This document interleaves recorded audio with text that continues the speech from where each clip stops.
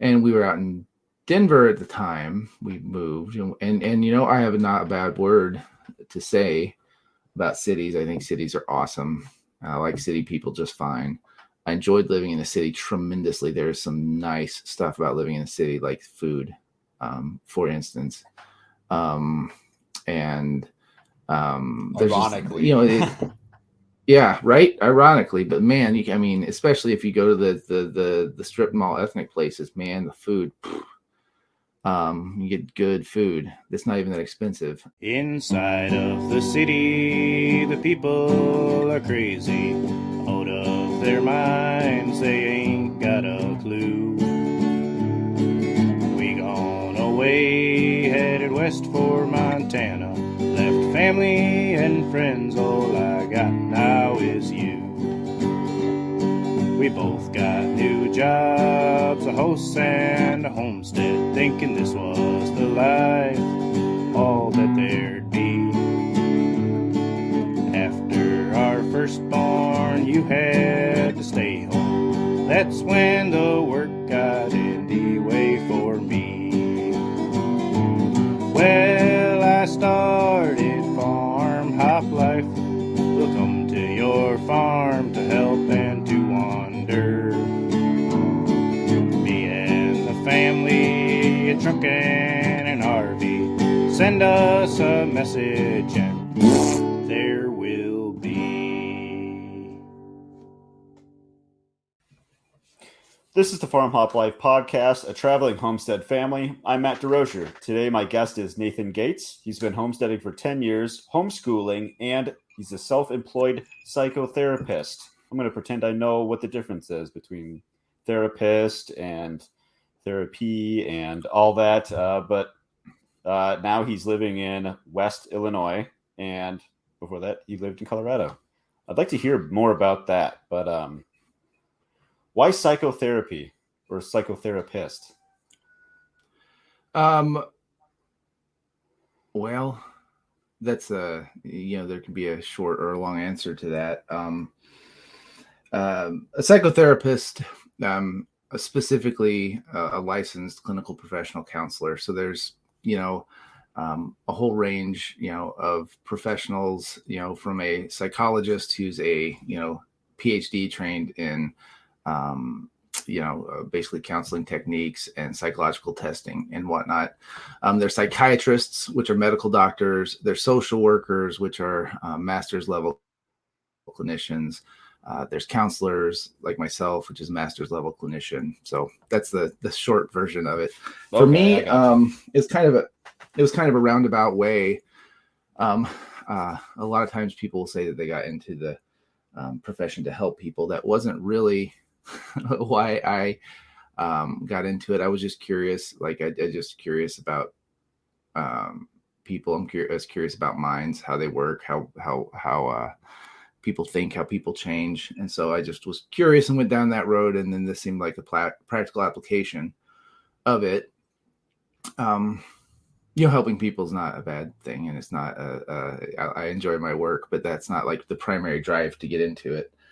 It was a lot of curiosity, and then became, as I learned more and became more involved, really drawn to the compassionate aspect of it, and really, helping people see from a different perspective. In a nutshell. Sure.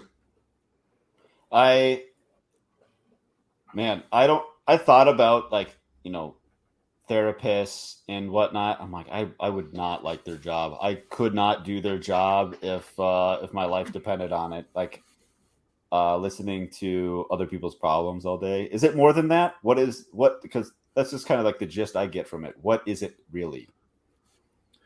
Yeah, I don't. I mean, yes, you do listen to people's problems. That is a large component of the job. But, people are interesting.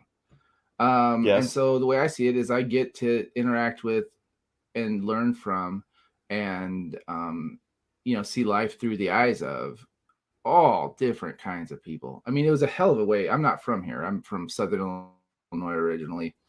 And then I moved to Colorado. My wife and I lived in Colorado for 11 years and moved back here, which is roughly, where my wife is from. Actually, we live in her house. It's been her family for 160 years or so. But Whoa. I work in an adjacent town. I don't work in the town she grew up in, and we didn't really know many people. And I opened up a practice just right away. Like, this is how 10 years ago, this is how we were going to make it work. We just like moved back home, and I decided to, open up a practice, and just, that's how we were going to do it. And it's a really interesting way to get to know a community, for sure, is by not really knowing a lot of people, and then, being a therapist, because you just, you really get to know what people in the community do. Learn all about, because people talk about their work, their jobs. You learn all about what people do for work, how people live, the kinds of struggles that people have. And of course, everyone's different, has different struggles, but there are sort of universal themes, and then there's regional themes, and you get to know those. And so it's a fascinating job. And, if all it was listening, I don't think I would enjoy it as much as I do, but, without getting really deeply into the weeds, so much of it is just helping. I'm a different set of eyes, and I look from a completely different angle. So it's helping people to, shift their perspective to see things that they might not see. That's one of the functions. So sometimes it is a function. People just need to say something.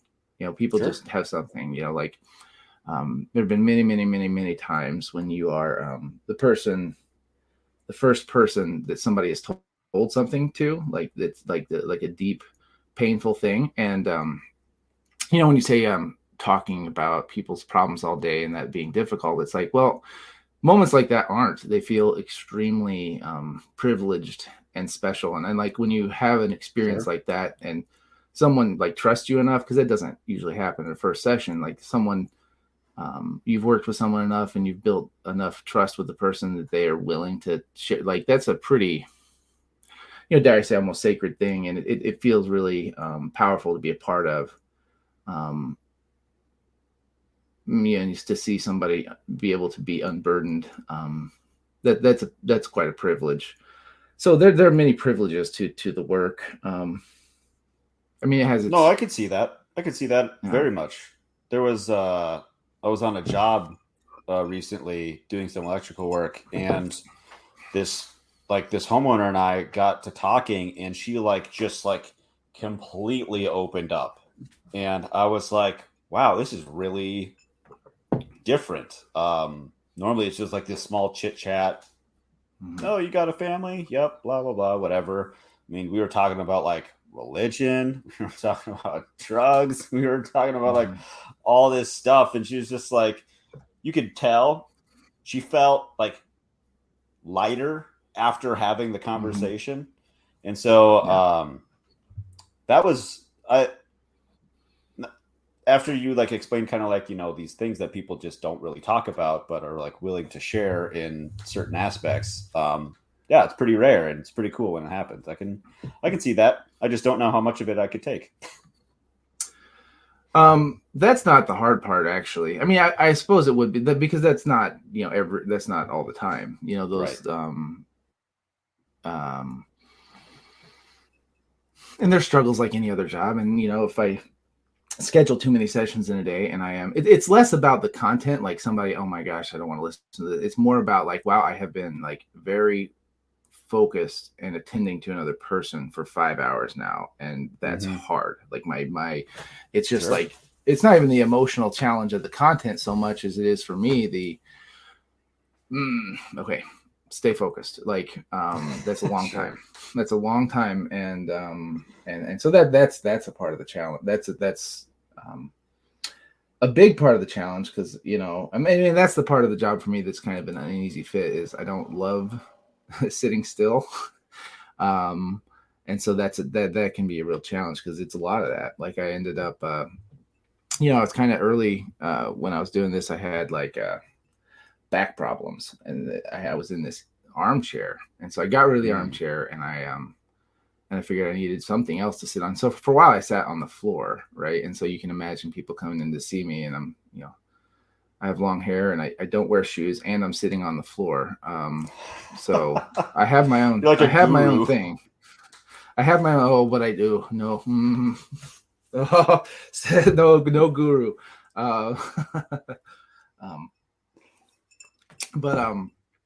Yeah, I don't like guru vibes, but it is like a, definitely, I do my own thing, but I think part of that really works. I mean, everybody's different. Not everybody's going to be a fit with every particular therapist or counselor they see.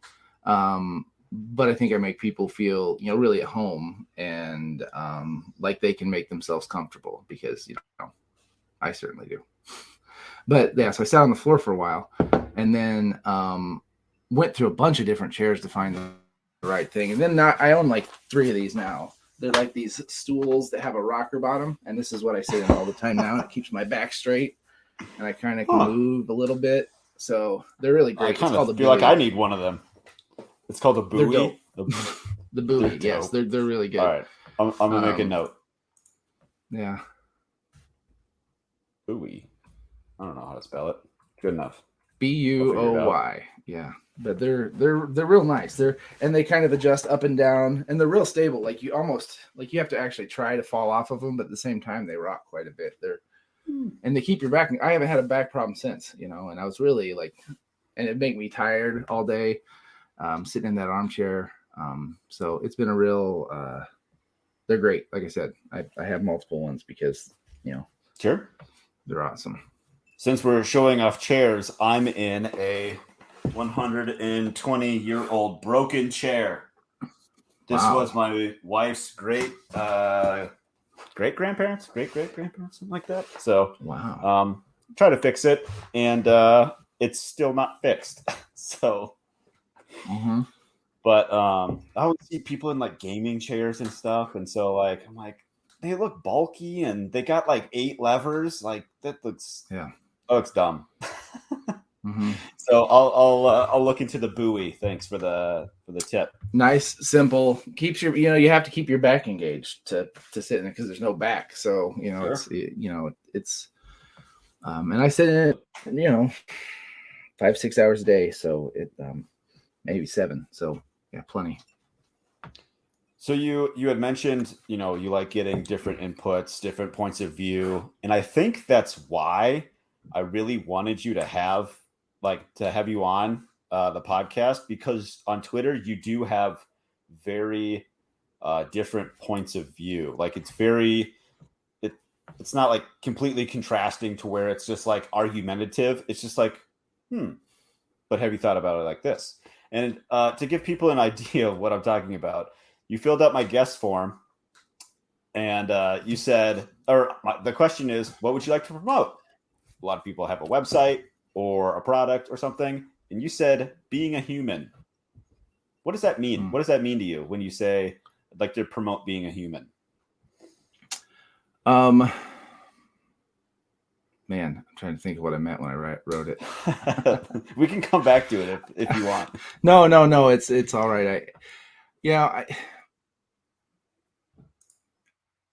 I just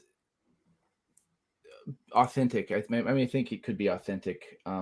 Maybe that's what I'm getting at. On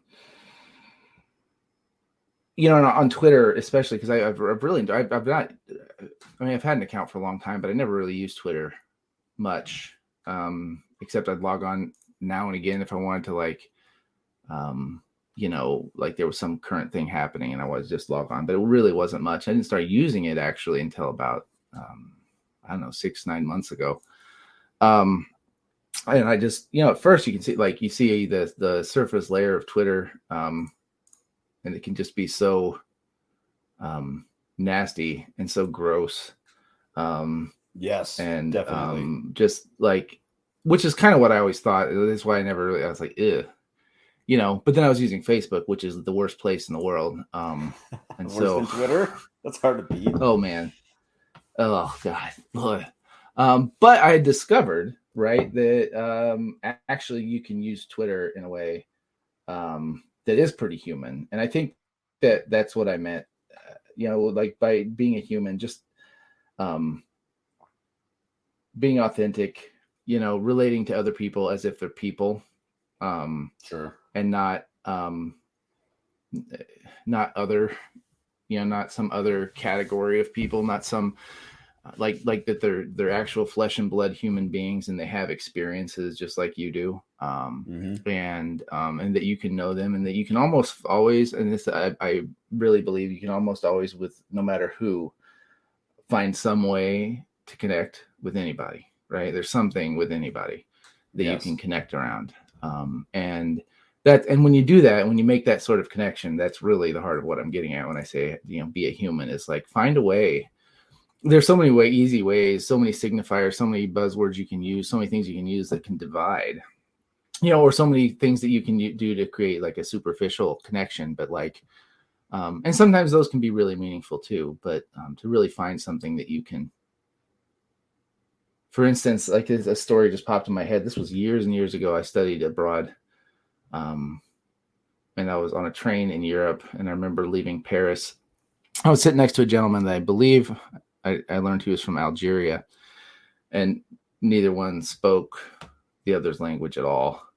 But we were really trying, and somehow I got across to him that I was from the Midwest, Illinois. And he was like, Michael Jordan. Right. And so like, you both had a huge smile and laugh, and we're like really, really excited about it. Cause this was, not during his heyday, but just probably after he won, like a year or so after he won, after the Bulls won their 6th championship. So he was still legend, top of the world. I mean, he still is a legend, but at the time, still very much the top of, it's relevant then. Yes. Yeah. I got you. So you can find a way to connect with anybody, right? And that's and that's what I mean when I say be human is if you're looking for more ways to connect, then not that dividing isn't. I mean, sometimes you do have to understand, right, difference. I'm not saying like, oh, you paper overall difference. And I mean, I think you'd see that. You look at my Twitter feed, I definitely highlight difference a lot, but it's not coming from a place of trying to put people in different camps so you can fight, but just to understand. To understand someone's perspective, and to really connect with somebody, you have to understand, where you see things similarly, but also where you don't see things similarly. Yes. You get into some weird fights on Twitter. Like I have 3 somewhat recent, was it 3? 2 or 3 recent fights on Twitter that I was like, I'm trying to follow along. I'm like, I don't know what's going on here. One was a couple weeks ago about Wendell Berry, and I think you had an awesome post, like right up on Wendell Berry. One was like attacking him for something, which I totally don't understand what that was all about in the first place. But like your rebuttal to that was just like on point. And lately, like it seems like this week, you're like getting in like arguments about like hippies or something like that. And I'm like, oh yeah, I'm like so far removed from like what's like going on. I'm like, I don't have time to like figure out where this all started and then come back to present day. I'm just like, I can't remember what the other one is. There's something else that was brought up recently, and I was like, what's all this chatter going on? But yeah, the one about the hippies was really just just kind of mostly having fun shit posting with that. Sure. That was just kind of playfully playing with stereotypes in a way that probably isn't going to hurt anybody's feelings too bad. That's fine. There's nothing wrong with that. And even if it does hurt feelings, that's fine too. They're just people get upset about so many things that whatever. So you started in Illinois, and you went to Colorado, and then you came back to Illinois. In that journey, when did you pick up like farming and homesteading? Do you call yourself a farmer, or do you call yourself a homesteader? I identify more with farming because I want to make money. That's a good reason. Emphasis on want to. We're still early, but that's sort of how I view it more as farming than homesteading. Because homesteading has a real self-sufficient vibe to me, which is cool and fine and great. Yeah, but for me, it's, well, I don't know. I have a complicated relationship with that word, I guess, because I will at the same time also use that. I'll also describe myself that way sometimes. So I don't know. I mean, I have chickens and garden and cows and plant trees and like I do all the things homesteaders do. I have for a long time. So the farming, I guess that's what they seem separate to me though. Like they're separate things. Like there's the homesteading. And then there's the farming that are obviously they seem related, but and these are just distinctions in my own head. I'm not trying to make these distinctions as something anyone else should acknowledge at all. This is just how I try to think about them. That's fine. It's a talking point. I mean, we did I like on our men's forum. So like guys that have been on the podcast, whoever's available and forever how long, or whenever how long, we talk for an hour every Monday night. And one episode we did just like homesteader. Is that a bad word? Like that was the whole topic the whole night. And so you bring up a good point. Like, okay, so you're doing the same actions, but is the difference intent? Like, so a homesteader, like I want to feed myself and my family. Cool. Farmers usually do that, then some, like kind of take it to the next level is like kind of typically how that process goes. Is that kind of what you're getting at? Maybe I think there's I mean, we definitely, part of the beef we produce is the beef that we eat. I mean, maybe I'm kind of insecure actually, because I feel like I'm a bad gardener. And some of the homesteady things are just things that I have beaten my head against, and I think it's so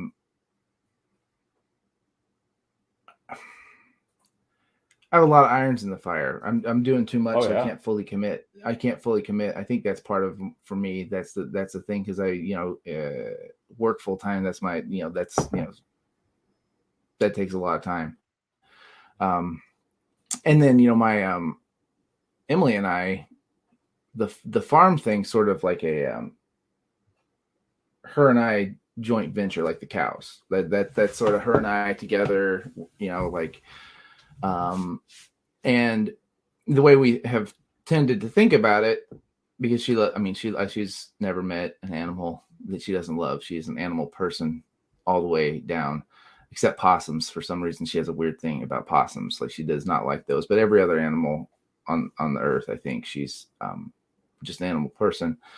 And so she's really like pays a lot of attention to the cattle's needs, and the genetics and keeping track of like the calving stuff. She's really on top of all that. Nice. And I kind of am support with all that. And then my bigger fascination by far is the pastures. I'm super in the infrastructure, so like the fences and all that, and making sure that the cows have food and that the pastures are getting what they need, and that's my big fascination. And then the biodiversity that comes with the rotational grazing, and managing the surrounding woodlands, and clearing little areas for silvopasture, and letting some of the woods creep into the pasture so they have shade, and just kind of like managing all that is what I get really excited about. Sure. But what's been really hard, and so this is why I think maybe part of this, like you caught me at kind of a moment where I might be feeling a little insecure about a lot of it, is because she's had an awful ankle injury that she's been struggling with for about 2 years. And so I've been really doing kind of everything, through no fault of her own at all. Right. But burnt out as hell, to be completely honest about it, and like really need her ankle to be feeling better. So that's sort of, maybe that's part of it too, is feeling like, well, if I were really a homesteader, I'd be much more focused on being self-sufficient, but instead, but I have to, work full time to keep it all afloat. So I think there's like, just sometimes I feel like I have so many things in the fire that I'm like maybe a little shy of completely claiming that. I don't know. It's better than not trying, right? And maybe it's like I'm still trying to come up with a topic for Monday's episode, and I was kind of leaning towards kind of like priorities, like how do you prioritize things? And you kind of gave me an idea just now, like maybe like, okay, so maybe if you got like this plan of like being like a farmer, right, to like, make money at it, like awesome goal, you should do that. But maybe like and I'm guilty of this too, by the way, like maybe we need to look in before we look out, like look at like our own property and the things like our operations, like let's tighten up some loose ends before we go try to make it bigger. You know what I mean? Yeah, I think that's for sure, and that's a mistake. And it's not, it's one of those things. It's not. I mean, life happens, and oh yeah. When, no one, we didn't plan on Emily hurting herself pretty significantly, and I think that kind of, that presented a. It's been a real challenge to kind of like, it's at a pretty crucial time. Now, on the other hand, my 14-year-old is pretty engaged, and he is like strong like a man now, and has become like really helpful. So that's great, and he's into it. That's awesome. It's dude. not. He's a 14-year-old, so sometimes it's like, dude, come on. But like, he's really into it and like super helpful, and he's been my right hand a lot of the time. And I think we're, I think we're going to get over the hump here, but I think what you're saying, like, well, I think I've kind of passed, and I guess I should say I'm a homesteader, because I was doing this whole thread of Twitter posts on my laws of homesteading, because I've been here for 10 years, and I feel like, well, I can jokingly make Twitter posts about it. It's, I think people should know that it's pretty hard. It's not, I'm not saying that to discourage anybody. Don't. Life should, if life's meaningful, it's going to be hard. Doing hard things is, why would you try to live and not do hard things? But so, that's not meant as discouragement, but it is an eyes open sort of thing. Like, it's not like it is on Instagram. I guess unless you have, I say that all the time. Unless you have so much money that you can just pay other people to do it. Like, I followed somebody for all of 30 seconds. I was like, oh, this person looks interesting. And every picture is her just drinking wine in her garden. Like, her sunflowers are, it's a nice looking garden, but that's all it is. Like, okay, never mind then. Yeah. Next. If that's what you want to do in your garden, do it. Whatever, I don't care. But that's not for me. That's not. I don't follow that. So. I will say drinking wine in the garden is all right. I am down with drinking wine in the garden. Hey man, that's fine. But that's all you do, you might have a problem. Yeah, exactly. But a well-earned glass of wine. But I'd prefer by campfire. But yeah, sure, I agree. So how did you get started homesteading? What motivates you to grow your own food? Like, why would you, if it's so hard, why would you do this? Oh boy. So, and this is why the homesteading, like, it's not like the self-reliance isn't my primary thing, right? Like, and that's why I think that's why I'm kind of have some, not, I mean, I think the term's fine. I don't have any judgment of the term, but I kind of, as far as its application to me, self-reliance is really not, it's good, but we moved here because we had this farm that's been in my wife's family for so long, and the house was gonna fall over, but like the way Midwestern houses do, and, Sure. because a country block, that used to have 10, that used to support 10 families is now farmed by, one family. And all the other, old houses just gradually rot. And I grew up in the country down in Southern Illinois.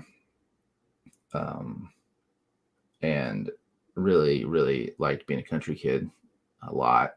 And we were out in Denver at the time we moved, and I have not a bad word to say about cities. I think cities are awesome. I like city people just fine. I enjoyed living in a city tremendously. There's some nice stuff about living in a city, like food, for instance. And there's ironically, just, yeah, right. Ironically, but man, I mean, especially if you go to the strip mall ethnic places, man, the food. You get good food that's not even that expensive. And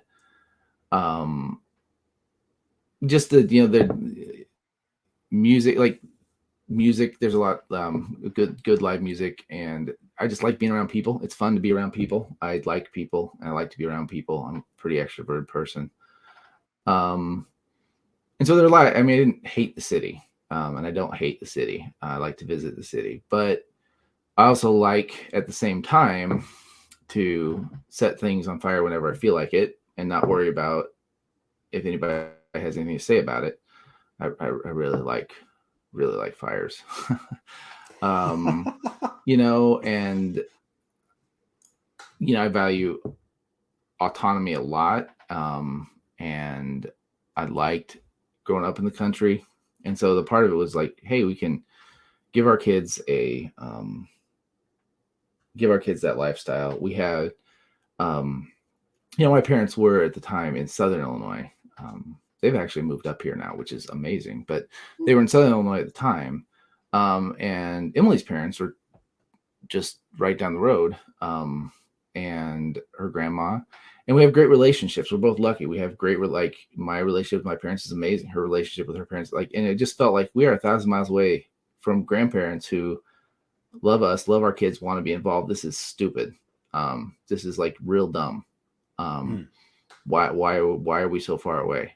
And so that was a huge part. And then the farm, I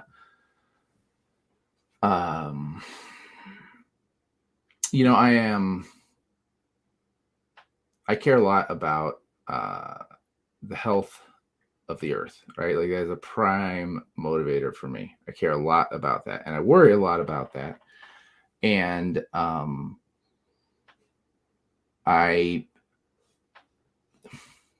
was a vegetarian actually for. It's always funny because I farm cattle now, but I was a vegetarian for 12 years. Emily was a vegetarian for like 15 years. Long time. And I still think there's actually a strong argument to be made for practical vegetarianism. Maybe not ideological all the time, meat is bad vegetarianism, but for practical vegetarianism, I think there's a pretty strong argument for it still, because I think you're better off being vegetarian than, eating a lot of what we kind of refer to as factory farm meat. Sure. So I think that there's still, and that was sort of my, when I was vegetarian, I was like kind of horrified by, animal mistreatment and manure lagoons and, just the whole thing, was repugnant. You're not the first person to tell me that. I've heard that, like, that's becoming a common story. Yeah, I've heard that. Like, oh, gross. Like, that's what we're eating. Like, I'm going vegetarian because at least you can't, like, I guess, abuse like lettuce or something. I mean, like, you kind of can, but you're not gonna, not the same. yeah, but like it's not gonna get real sad. Like torturing soybeans doesn't feel as morally problematic. It just doesn't. Right. Now it's less visible. Like, yeah, now I mean I view that differently now. I don't view the horrors of what animal agriculture sort of actually practically is. Like, I mean, I think that's important to know too. Is like so many people talk about regenerative ag and they talk about grass-fed beef, and and I think we always have to keep in mind that that's a small segment of what the meat industry is. Like, it's not big, and there are still big problems. Yeah, the animal mistreatment is really hard with that. Like the way the hogs are raised, and that's awful. It's just bad.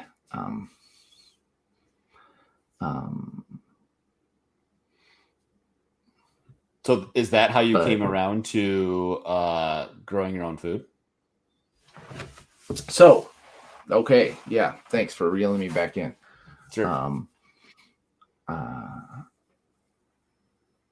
As I said at the beginning, I was having a mulberry bramble from liqueur that I made with mulberries from here, right? So if I drift, nice. that's why. That's totally fine, man.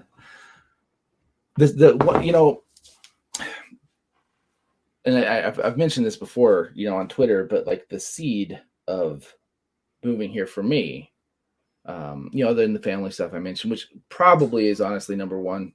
I mean, having 4 grandparents who, you get along with really well and want to be in your kid's life it's just, you want to be close to that.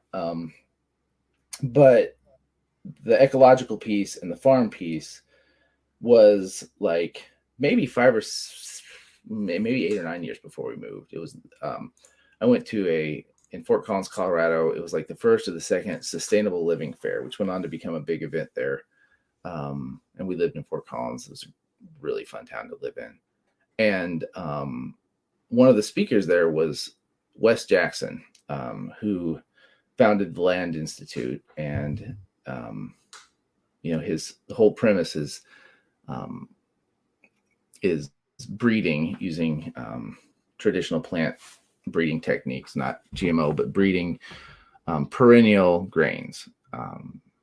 Perennial grains, and he talked about the problems of annual agriculture and the problems with that creates as far as soil erosion and losing topsoil, and he called at the time, he used the word natural systems agriculture a lot. And just the idea that he was talking about perennials and mimicking nature, and and this idea of managing food production, not just as extractive, but doing it in a way that was beneficial. It produced a crop, but it was also and no one used the word regenerative back then. That wasn't a word, but it was beneficial to the land that it came from. And so it wasn't this extractive thing. That was really what got me, and thinking like, there's 300 acres in the Midwest that, if we loved it and cared for it, could become more whole, and could become really productive and beautiful, and full of life. And so it's that vision for me more than any sort of thing about like self-sufficiency. Although again, I don't have a negative impact about it. I'm just saying that that's never been the thing that's grabbed me by the heart. Although I think about that a lot now, especially in the age of climate disruption and things like that. It's less about maybe like self-sufficiency now and more about 10 years from now being like, well, if it'd be pretty awesome to have, tons of chestnut and hazelnut and pasture for cattle and things like that. They're pretty resilient to lots of different weather types. So they can still be productive, for ourselves and for others. So that vision motivates me for sure. But it's never really been for me just about like, I want to grow all the food we eat. Although, I mean, we did that 2 nights ago. It was great. Or 3 nights ago, whatever. I don't know. Had a meal that was 100% stuff that we grown. And that's a great feeling when everything on your plate is stuff that you produce. Like, that's a really, really cool feeling. Oh, sure. I'm going to get there someday. Don't know when, but I'm going to get there someday. I mean, if I just eat a whole plate of eggs, I'm there. So there you go. Yeah. And then fix it. Well, okay. It goes great with eggs. Potatoes. Plant a couple potato plants. Oh, I was going to say steak, but. Oh, well, yeah. Steak and eggs is good. But, potatoes and eggs, like, that's a good breakfast right there. Just,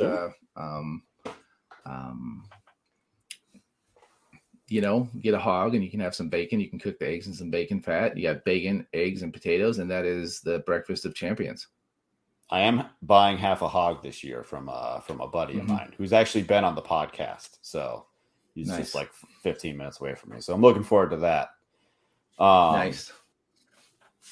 So tell me a little bit about your operation. So you said you have chickens, cows, a garden. Did you say ducks?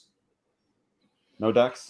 We have had ducks. We don't at the moment. I really want ducks again. We have a pond, kind of a pond. I mean, it's a pond. It's half 3/4 of an acre, and it's kind of deep, but it's really covered with moss right now. We haven't quite been able to figure that out, but I really would like to have more ducks. We had them for a while, and they were great. I think they ended up inside of coyotes. And we have chickens, and we always have just like a little personal egg flock. Garden every year. Like I said, I feel like I'm kind of a bad gardener, but it's because I'm too busy, And so one of the cool things, and this has been like an amazing thing, is that my parents ended up moving up here, and my dad is a incredible gardener. Like he's a school teacher. Spent all his summers gardening, his entire life. And the guy can garden. My mom too. But my dad still got like the energy. Sure. And so he's been coming out. And so he moved up here. They just moved up here this year, and they live in town. And so he's kind of adopted my garden and my 11-year-old, and he's like teaching Miles how to garden, and Miles is into it. So it's really the coolest thing in the world to see my dad teaching my son, passing this thing, and it's something that I'm kind of in and out of and interested in and learning from, but to see that transmission happen is amazing and awesome to watch. And just in 1 year, like my weedy, not that productive garden last year is like pretty nice. No credit to me at all. Sure. And next year it's going to be amazing. It's going to be like, look out. Not any credit. I don't get credit for that, other than I guess, creating the conditions for it to happen, like moving here and doing a lot to like create the conditions for that to happen. I'll take credit for that, but like it's really cool. It's really cool to, it's great for both my dad and for Miles to have that with each other, for Miles to be able to receive that from his grandfather, and for my dad to be able to pass that on. And my dad loves to garden, and I'm learning a lot too. And I think it makes me feel more manageable about it. And I like seeing how my dad sort of literally organizes his brain around the garden, and he has for 50 years. He organizes his work. He organizes his whole mental life, not his whole mental life, but a huge part of his mental life. Like it helps, like it structures so much, and it's clear to see it. It's like he stays in tune with with the material world, and he stays in tune with what the garden needs. He's attending to it and paying really close attention, and he knows and he's engaged, but it gives him such structure and such focus that it's really neat to see as a 44-year-old now, rather than, like a 12-year-old running around and dad was in the garden all the time. And I did not care at all. Did not care at all. But now I have another chance. I have a second chance to learn the things that I didn't choose to learn when I was young. Yeah, you can learn them from your son. Yeah, right. Man, there's no better. I don't know. I'm sure dads or parents generally out there can relate. There's almost no better feeling than when your kid teaches you something. I love it. I love it. I love it so much when they teach you something that you didn't know. Like, it's the best. Even though my kid is only 2, he's already like teaching me stuff like how to be a good dad, like learning patience, learning how to better communicate, like all these like little things, like that's like super helpful to me. Obviously being more patient is always going to be better than not having any patience, but like I'm also looking forward to like the day he'll like come to me and like want to talk to me about like everything he just learned about like great white sharks or something like that. Be like, yeah, tell me about it. Like, yeah. I want to know what you know. Both the boys love those nature documentaries. They always have, especially the older boy. He's been since forever. He's loved those, yeah, that's a huge thing, in our whole family. That's a big part of our family culture is nature, natural world, living things, growing things, animals, a lot of animals, because Emily, like I said, she's an animal person. Sure.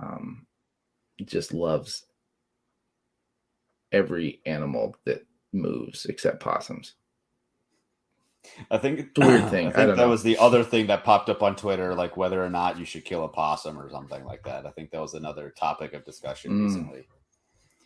I'm against killing possums in general. I mean, yeah, whatever. You're managing your own place. I get it. They're not a problem for me here. They don't create problems. They're kind of funny. I know my wife hates them, so I kind of like to leave them around because it's funny. But I hate raccoons. Raccoons are the problem here. Like oh my God, they're cute. They're cute and cuddly, and you think, oh, raccoons. Look at that cute little animal, and they're kind of smart, but they're a menace. That is true. My neighbor just shot like 5 of them, and I was like, thanks for the predator control. Because I just let my chickens just wander all around the place, and I probably don't lock them all up at night because I'm not counting them all. So like, whoever's here gets to stay safe. But yeah. So a little bit more about your property. You were talking about like, mowing the grass and letting the woods kind of creep into the pasture a little bit for creating like an edge and whatnot. What other things on your property do you have? Like, do you have swales? Do you do hugelkultur? Do you, let the cows run into the pasture and then, a couple of days later, let the chickens go into that pasture, break up cow patties or anything like that? We had a real, I posted a thread one time about all the unsuccessful things I've tried. It's by far from a exhaustive list. And one of the ones I did hugelkultur, and it was a hilarious misadventure. Because I dug a huge trench, and put a bunch of wood in there, and I mean it was fine. It grew really good squash and pumpkins and things like that would grow on it. But literally anything can grow squash and pumpkins around here, like anything, anywhere. Sure. Like you just like throw those seeds in the air and they'll grow plants anywhere, right? Like if you just throw a little bit around here. So it's like, that's not much of an accomplishment, but it did make a big ugly mound that I regretted for 6 or 7 years before. No, not that long, for 4 or 5 years before I dug it out and flattened it out and So it didn't work very well, but I probably didn't do it right. It's like a lot of the other things I've tried. I'm like, I get an idea, looks great on Google. Right. I read a few articles about it. I'm like, that looks awesome. I try it and I'm like, what the no. So I didn't enjoy hula culture. We haven't done the chicken. We've, the boys are interested in chickens, and we will. I think this winter. I think this winter will finally be the winter we're going to build, because we have the wagon and we got everything we need. And I think we have this winter we're going to build a, egg mobile to run chickens out in the pasture behind the cows. We've talked about it for a couple of years, just hasn't happened. I think this will be the year that we do it.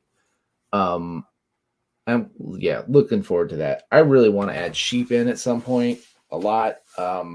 So that's we haven't, but I'm curious about that. We planted a bunch of trees this year but that was a CRP program. We put some acreage into CRP, so we were able to put a lot of really nice trees in, and that was really exciting. Like a huge windbreak. Nice. That's awesome. And so that's a nice one. And then, because we have sort of had,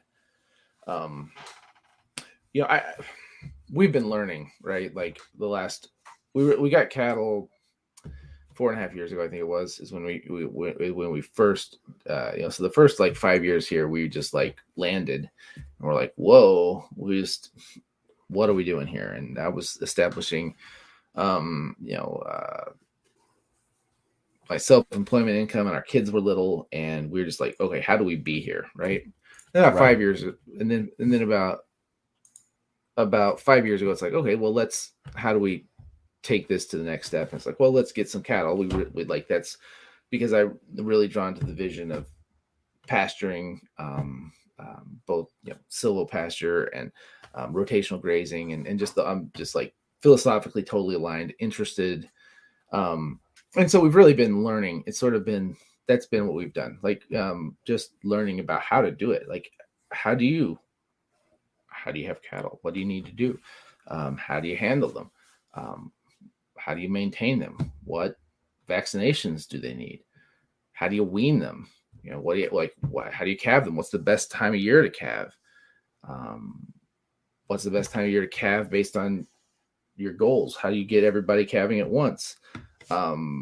There's a million questions, and it's kind of at the beginning, we're like, okay, well, maybe we know something, and then clearly realized that we didn't. And now at this point, kind of like know a little bit, but also know what we don't know, and see the challenges of like developing a whole system, that works, like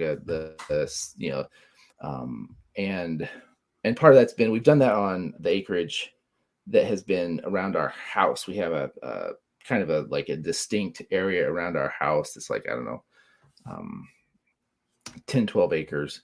And then there's a lot of other pasture on that. Now, our farm we don't farm the cropland. We work with a couple really amazing Mennonite brothers who they farm it organically. So it's certified organic. They farm it organically. What, just like lease it out or something? Yeah. They lease that. And also the pasture has been leased to them as well, but it won't be in next. So we're going to sort of like, this is the year we're saying, hey, we've learned some stuff, learned a lot. And now we're going to kind of like expand the herd and expand our pasture, expand to managing much more pasture. And so we have we have a plan, to do that, and we have the resources in place to do that. I am really, the only problem I need to really solve is having the time dedicated to it. That seems to be my continual problem. Sure. But so that's sort of how, we've been kind of learning in this area that we have had, and kind of tried a bunch of stuff. And I think I talk a lot about the stuff that didn't work. Like, some stuff has worked, and we have learned a lot. But I think now, okay, it's like, all right, now we're going to grow into this much bigger area, and manage, a lot more pasture, and some, we were able this year to work with our farmers. Now we've been grazing cover crops a lot. And in fact, we had, like, in the middle of the summer, they cut their wheat, but they always plant clover behind it. So they had a nice stand of clover come up, and we talked to them about, and that gave us some nice, summer grazing, to help our pastures rest, because it's been super hot and the pastures have been pretty stunted. So it was really a godsend that we were able to do some of that. Although then we realized, well, what do you do for shade in the middle of a freaking field and it's hot? And so then it's like, well, now we have to figure out how to solve that. Like, it's all, and that's part of what's been like, it's problem, like, which I kind of like the problem solving, but at the same time, it's just always like, oh gosh, I didn't think of that. Now, I don't know. What do you do about There's that? a lot of fires you got to put out. A whole lot. And that's, I think, what I was getting at too. And I was like, it's kind of hard. Like, it's a lot of that. Like, a lot of, like, I didn't even know that was a thing. Not only is it a thing, it's a crucial thing. And I don't know what to do. Okay. Better read something, talk to somebody, figure something, make something, buy something. What? It's, and so you learn, you learn from doing that again and again and again and again and again. And I think you get fewer surprises, but and then stuff breaks. Oh, does stuff ever break? And yeah. that's no fun. That's no fun. So let's go into stuff that you have tried that's worked well, like stuff you've learned. Can you give me some examples? Sure. Well, like I said, the garden, which I guess I'm not getting personal. What I've learned about the garden too is that you have a lot of this goes with everything. You have a lot of ideas, and ideas aren't worth much until you try them. And that's what's worth everything. You try them, and then you can kind of like learn by doing. Even great ideas that you read about aren't that great when you try them at first. They're just rarely, at least in my experience, but they're still worth doing because you try them. And then if you pay attention and see them through, and that's the real key is if you just dump something back, well, that didn't work. Well, then it pretty much is wasted time. But if you're like, well, why didn't it work? And what could I do differently? And what, like, that can be, there's a lot of richness there. And so, I have tended to be way too, under structured with gardening, and it's like, well, actually, giving a lot more structure really, really helps, like really helps a lot. So I like have all these like romantic notions of a relatively wild garden that kind of takes care of itself. And it's like, no, no, it doesn't, because I don't know. I mean, maybe somewhere else it might, right? And you just put the right plants in and but like in Central Illinois, what will happen is the weeds will get 5 foot tall before you blink. It's amazing. Oh my gosh. The weeds here are staggering, and they, like, you'll get giant ragweed that will grow up to 7 feet tall in 2 weeks. It's unbelievable. And like, we just take over everything. Like, it's like clear that like this just wants to all be plants 7 feet tall. Everything wants to be that. And you're like battling that. And if you pretend that you're not, you lose. So you have to make, and a lot of structure helps with that, so that you can clearly define, what's going where. And so it's like much more structured than I wanted to be at first. And that seems to work much better. But that's specific to here. Sure. I think that's a good tip. Now we have structure in the garden. I think that's a really good tip. Like, I've heard the example of like, if all you have is 15 minutes to do the garden, like you know, when you get out there, I only have 15 minutes, so I'm going to make the most of it and just like, you know, do as much as you can in those 15 minutes. Whereas like, you just like, oh, I just don't have time. I'll do it tomorrow. And things fall apart. And that's how you end up with 7-foot weeds. Mm-hmm, mm-hmm. So giving it like structure in your life and structure, like physical structure in the garden, like defined beds, being pretty persnickety about straight rows, like all the things that, you know, the old timers do, that you think may or may not, you know, when you're younger, you kind of think like, well, you really have to do it that way. And then you're like, yeah, they do it that way for a reason. Keep everything like persnickety straight. Be fastidious about a lot of things. Give it a whole lot of structure. Those are generally good things to do in my experience. And I mean, I'm sure there are definitely exceptions to that, but like it's especially for like annual crops, like, yeah, do that. At least that's been my experience. With perennials, you can be a little more whimsical and playful, and they'll kind of figure it out, it seems like. But sure. But whatever. I mean, listen to me at your own risk. I've already acknowledged I'm a bad gardener, so. But I have learned a thing or two, I think. Well, you learned that you're a bad gardener. And how to be better. I mean, I have learned how to be better. Yeah. How better than I was. And if you're bad at something, get help. That's a real winner of a tip there. If you're bad at something, get help from somebody else. That is a winner. Yes. Find a mentor or something. Yes. And don't let it stop you from trying. Right.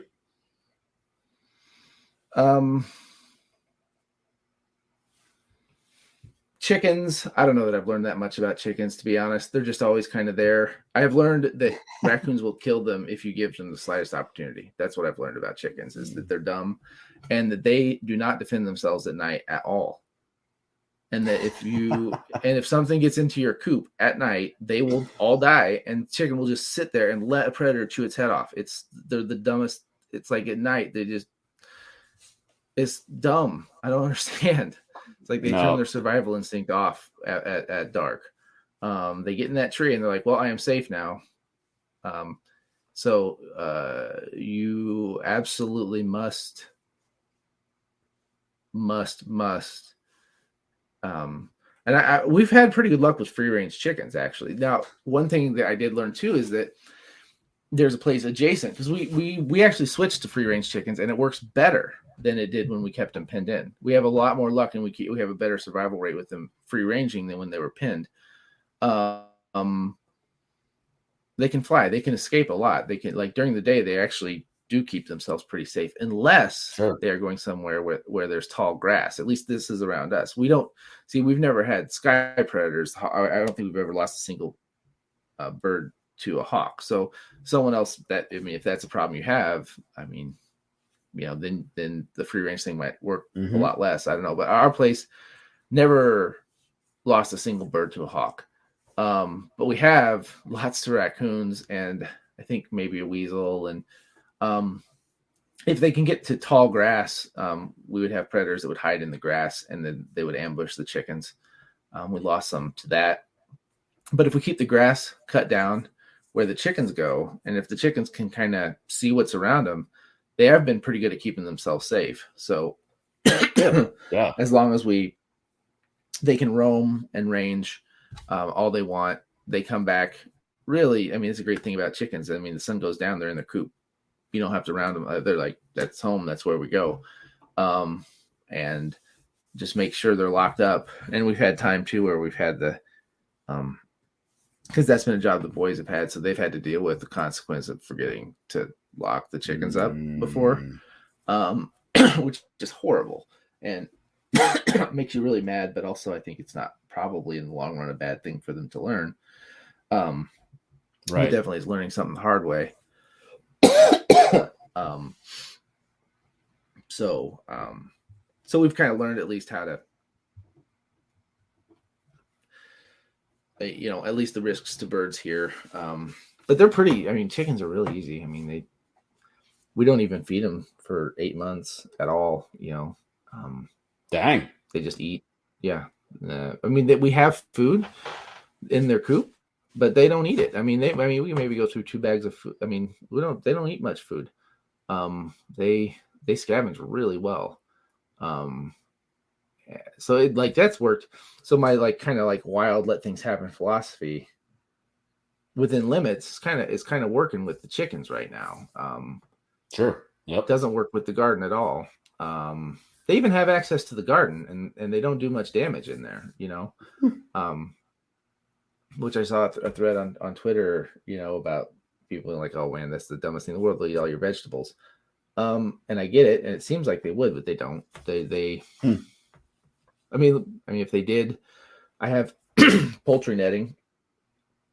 Last year I fenced it off. This year I didn't bother putting it up, and they did get some pumpkins last year, I guess. So we'll see if they start getting into the pumpkins again. That'd be no fun. But by and large, that works. It's lovely having chickens just roaming everywhere. That's fun. They kind of just do their own thing. We need to get more, but that works. And then with cattle, we just I don't even know where to start with that. We've I don't know that there's been any great successes other than the fact that we've grown our herd and that we know a lot more about them. And I think that we haven't suffered a lot of catastrophic. I mean, I think anytime you have animals, bad things happen, and we've lost a couple, and really sad. It's always sad to lose an animal, especially like a big animal like that. But right. I think we've learned to take care of the herd and meet their needs. And by all, there's still a lot to learn. I don't put myself out there as any kind of expert on this in the slightest, but I do think that we know so much more than we did 4 years ago. And I think that's the success there. And we managed to grow the herd and have successful calf crops, and we've marketed a few animals when we're still building the herd, so there hasn't been a lot, and that's been we've done that, and I think we'll do that a lot more in the next 2 years. But we've kind of done a lot of the things at least once now. There's a lot we need to do. I mean, we'll do repetition and at a bigger scale, but we've done probably most things like once now, or at least, if not more. We've learned to, well, here's one. I mean, here's kind of and it's not a complete success story because we have one big stubborn cow who doesn't get it. And she's just, but working cattle at first was a disaster. It's just so hard to do. They don't go where you want them to go. And I kind of was like, read about like this bud box, and I tried to just using cattle panels or whatever, rig this thing up. And we had this chute that we got off of Facebook Marketplace. And they wouldn't go through it. And it was awful. And just getting them into the, we built a chute that led into the working chute, and it just was awful and miserable because they just wouldn't do it. And they can be really frustrating and stubborn animals if you don't know how to work with them. And I think a combination of, we have a pretty small herd. We have like 20 animals, and they all know us. And so they're pretty tame. I mean, not completely, but pretty tame. And we're just better at working with them now. And we also, and my 14-year-old and I we're like, we need to set this up differently. And so we moved around all cattle panels, and we kind of, without basing it on a design that we'd read about, we're like, well, this should work because every time you move this way, they're going to want to go this way. And the first time we ran them through, it was like bloop, bloop, bloop, like a breeze. And it worked. And that was neat. So it was like this physical evidence that we're kind of like understanding cattle behavior and how to work with them. I can also provide counterexamples from this week, but whatever. We don't need to talk about that. I did want to get into. I got like 20 minutes before I gotta go take care of some stuff. I did want to get into the biggest challenge in farming that you faced. The biggest challenge. The biggest challenge. It's expensive. I haven't heard that one before, but yeah, it's very true. It's expensive for real. That's a big one. And I don't. I mean, I think there's like an argument like you can bootstrap it and it doesn't have to be, but like, with cattle, there's things that just like, it's like, oh, well, then you need fence and you need the like a working chute was really like a thing that we felt like, bitch, we're going to need that. And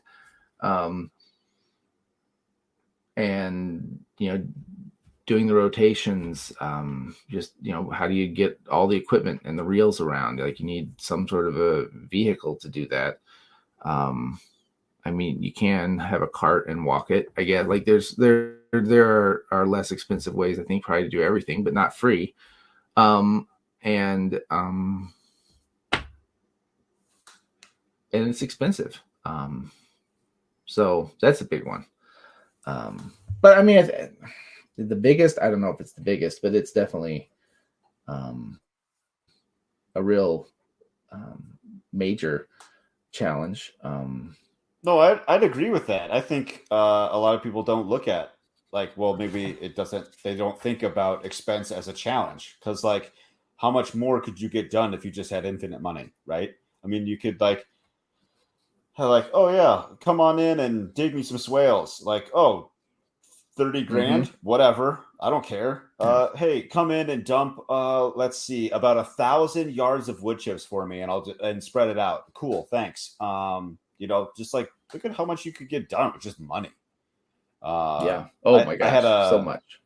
I did like a TikTok video a couple days ago and it's like, isn't it like kind of crazy how bad like farmers, homesteaders and gardeners like want this lifestyle that we're willing to work more and get paid less just to have it? Like how much money do we just dump into this thing to have it? And like financially it usually like it doesn't pencil out at least for a long time. But the lifestyle is the return on the investment. Like that's it. That's the thing. So that's it. I do think in the long term, I think it'll come back. But right, yeah, it's substantial. It's substantial, for sure. I mean, I'd be lying if I hadn't thought about how many amazing fly fishing vacations I could have taken. And think sometimes like, what the fuck am I doing? I could be on the oh man, I would like to stand on the banks of the the Slough Creek in Yellowstone. That'd be all right. But no. I try not to go there. Sure. So to counter that, what would you say the best part about farming is? Well, if you like being outside, it's pretty great. I do like, and so to kind of go like just with the challenge, it's like there's basically you have time, money, and experience. Like these are like the main challenges. I don't know anything. I don't have time. I don't have money. Right? Like those are the hard parts. Right? And so you got to solve at least some of those. And you're probably not going to be, if you had all three, like you're going to conquer the world. Like it's great, right? Like if you got time, money, and knowledge, you can do a lot, right? But you can do a lot if you can do one of those things and have patience. Two of those things and have patience, but like those three things, you have to learn to know something. You need some resources or a way of getting resources, and you have to take time to do it. And if you do have time where you can just enjoy. And this is what I was going to connect to the, what's the best thing about it. It's like, a lot of it's really fun. Like if you enjoy being outside, if you like solving problems, like sometimes I call it like a knucklehead, farming, you do a lot of like knucklehead carpentry or knucklehead engineering, knucklehead this, knucklehead that, where you don't really know what you're doing, but you're like, hey, let's figure this out. And that's fun. That's like a blast to do. It's like, that is fun. I like doing that a lot. The first time I built high tensile electric fencing was like, like watching YouTube videos and learning to tie these knots with the wire, but it was fun and I liked it. And it's, going back to the beginning, I was talking about my work as a psychotherapist. Like that's a great, farming is as long as I'm not having to do too much, which has been my problem lately, but as long as it's like a more balanced, they're a great counterbalance to each other, right? Because with farming, it's like tangible and you can see it. Like I build a fence, I can see the fence that's done, and I move the cattle to a new paddock and I can see like there's the paddock they grazed off and there they are in chest deep grass. And that's a great feeling. It's tangible. So it's a wonderful counterbalance to work that's more head-based, intellectual, interactive, like just, important and good, but it's not, there's something really nice about tangible, work that you can see and feel. And that's great. Being able to see what you've done. And then, to know like at the end of the day, everybody's got to eat. Like it's something you can feel good about, and so you're making food for people, which is another challenge, especially with animals, because you love them. You do. I mean, at least we do. Like really, like love them. And that's hard, right? Like that's hard. Like slaughter is hard. We don't do it, but like just the driving an animal that you've raised and taking them and dropping them off is hard to do. It's a terrible feeling. Sure. And it's necessary and we believe in it and it's vital, but don't like that. I doubt I ever really will. I kind of hope I hope I don't become desensitized to that, to be honest. Because I think that's like right there at the heart of the challenge in the roar. You're making food for people to live on, to sustain themselves on. That's good and wonderful. And then, but it costs these other creatures. They're like, and cows are kind of dumb, but they're not. They were acting real dumb today. We got one that almost gave herself heat stroke because she wouldn't go in the shade. She's fine, but it's like, what are you doing? Why are you doing that? You don't have to. But by and large, they're pretty good at meeting their own needs. They're definitely really social. They have big, beautiful eyes. You get to know them. They get to know you. They're a lot more interesting than I ever thought they were.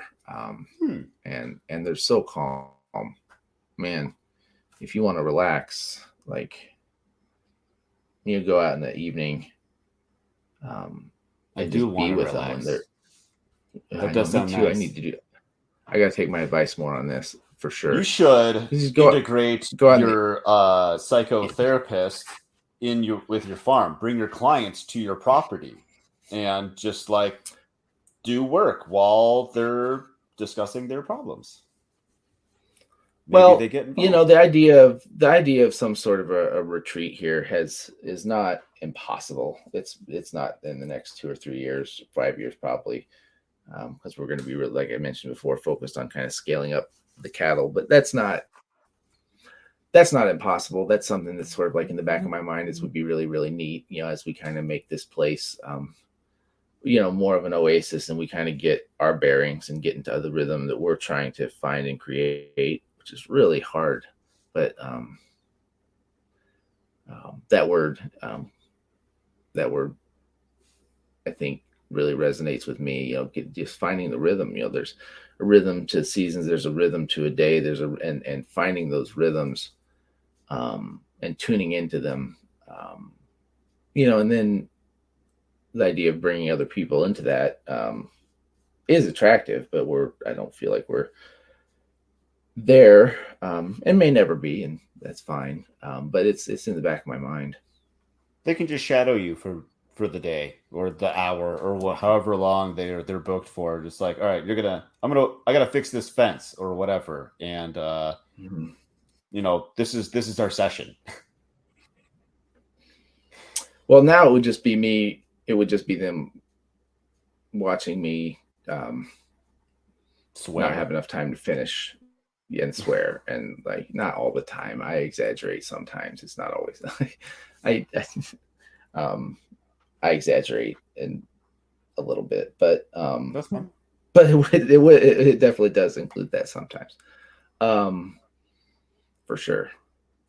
But it is nice to be out and being, in the evening in a pasture, and the cattle, they just, them eating their grass and just chewing, and the sounds out there is pretty sublime. It's pretty sublime. They're just, nice sunset, nice, maybe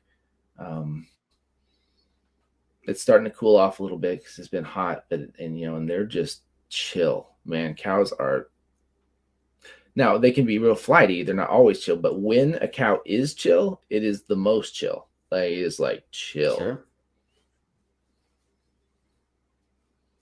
Deep chill is hanging around cows. Pretty nice. If they're like, all right, you're cool, you can be here, and they're just doing their thing, it's like you can just like vibe on a cow, and it's pretty vibe cool. on a cow.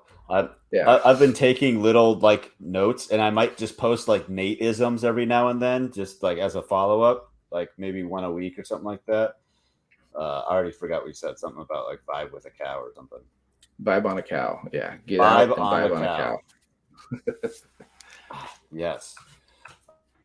So, wrapping up here, what would you tell people that wanted to get started? Don't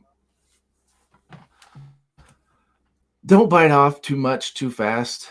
Like there's that. I mean, like I said, like I have this sort of like Nate's laws of homesteading that I said, like, I kind of, not that don't take them too seriously, but they are things I have learned, and some of them are tongue in cheek, but some of them are like genuinely things I feel like I have learned the hard. Don't bite off more than you can chew at first, right? Like, don't do everything at once. Get your feet under you and take off. Do a small project, and learning from failure is good. I'm not to say it's not, but also like having success is also really good.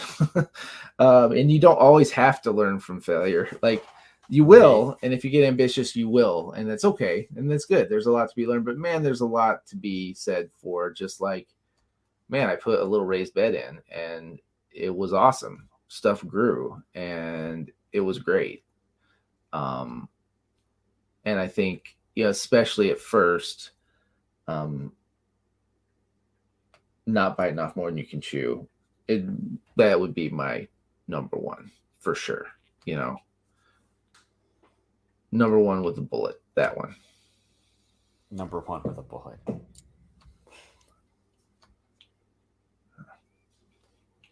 So,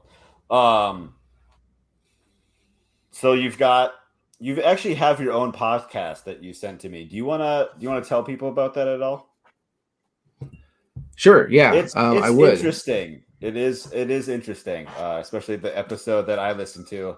It's tell them about it. Well, we didn't get into this today at all. Which is fine. This is a whole.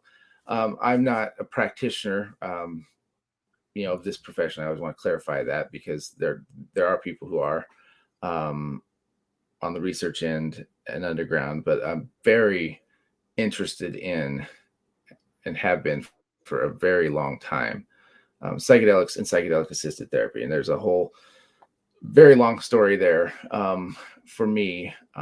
But it's something I'm really curious about, really interested in. And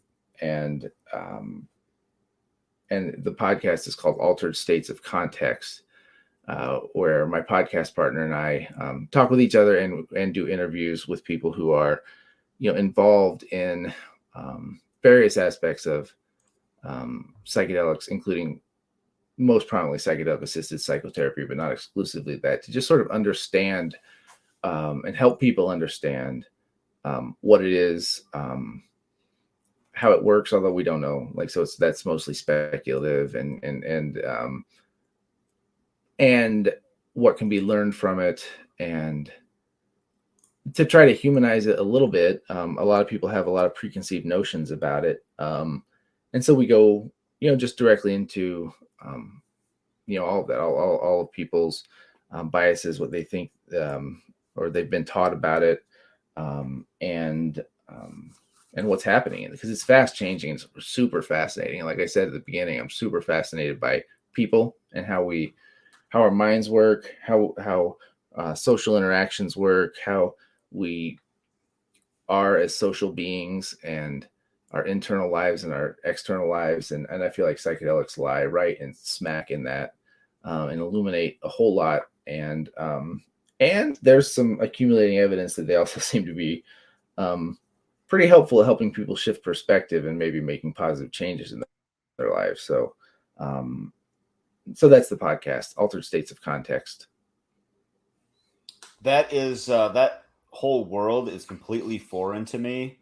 And when we first connected, you like sent me like, hey, I got a podcast set up too. I'm like, oh, cool. What is it? And you told me, and I listened to the a bad trip episode, and I had told you that like spoiler alert for those that want to listen, you more or less like your trip was like your life was like a lie, like nothing actually happened, like there's like just huge segments of your reality just wasn't actually the reality. Am I close?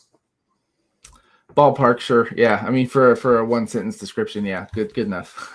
So, and then I told you my wife has dreams every once in a while that are similar to that. Like before we moved into this house, she had a dream that she like walked into like, she like got up out of bed and was like in our apartment, and she like called to me, but I wasn't there. I was never there. Like I was like a complete like figment of her imagination or something like that. Like, and she's like, it was like really freaky and super vivid, and just, like it just like threw her off, like definitely all day, and probably like the a couple days following, just like that would be like a real bad time.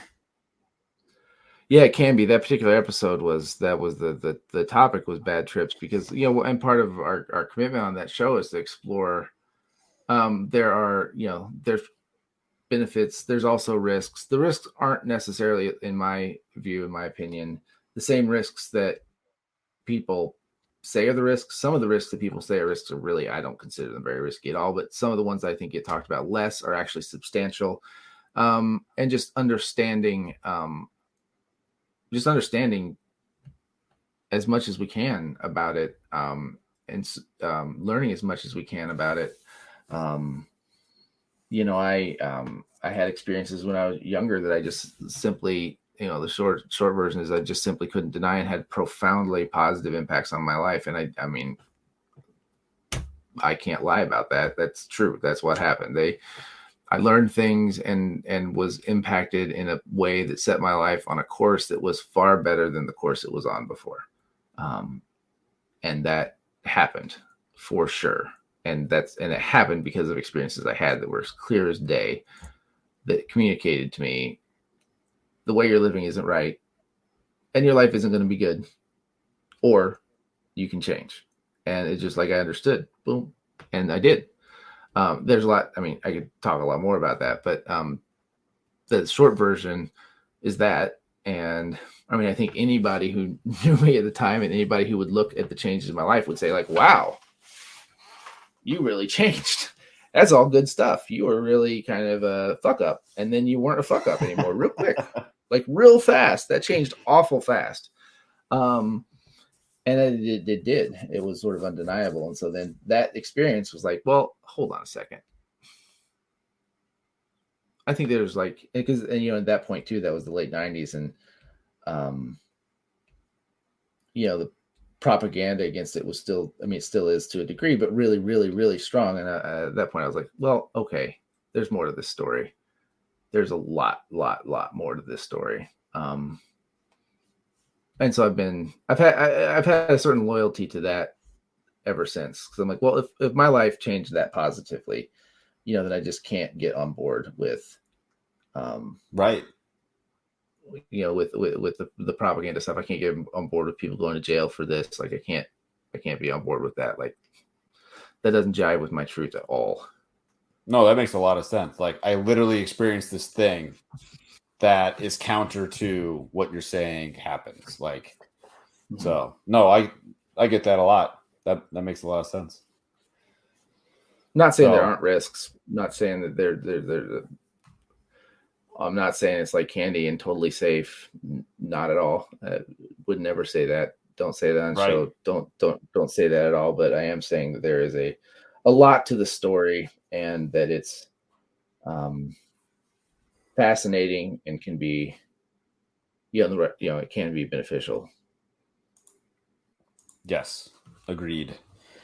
So, you've got your Substack, Tripping with Nate.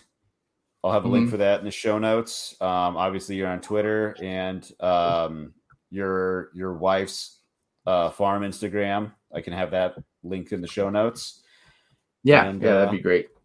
She hasn't been posting as much the last few months, but I think she's going to get back to it. It was a nice little feed. She just, usually puts a little, just pictures the animals a lot and kind of some, her thoughts and whatnot. But yeah, if I didn't have a aggressive rooster to take care of this week, like tonight, I would definitely stay longer to talk more about lots of stuff.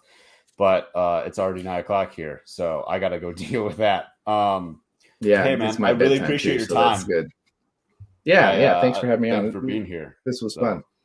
Yes. Thank you for being here, and thank you everyone for listening. And we'll see you later. Yeah. Bye. See ya. Pretty cool conversation with Nate. Very different kind of interview because Nate is a different kind of thinker. Really like this one. Thanks for watching, everyone. Please like, subscribe, comment, and most importantly, share this video. You can check us out on Fountain.fm podcast player.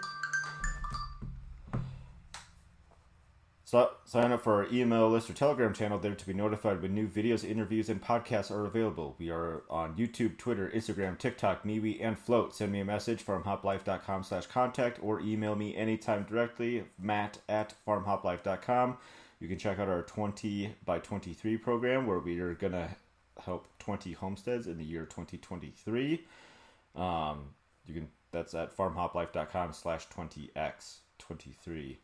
I'm always looking for new people to interview if you want to come on to talk about homesteading, farming, food security, homeschooling, regenerative agriculture, alternative building methods, or anything else. Just go to farmhoplife.com/guest and fill out the form.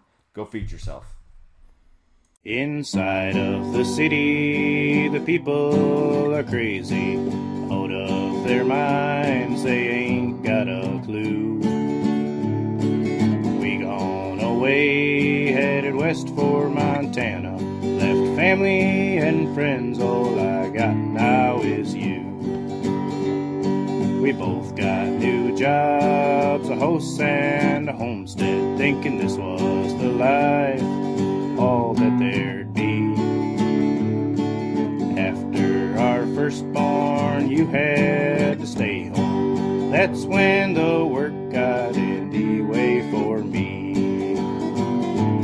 Well, I started Farm Hop Life. We'll come to your farm to help and to wander.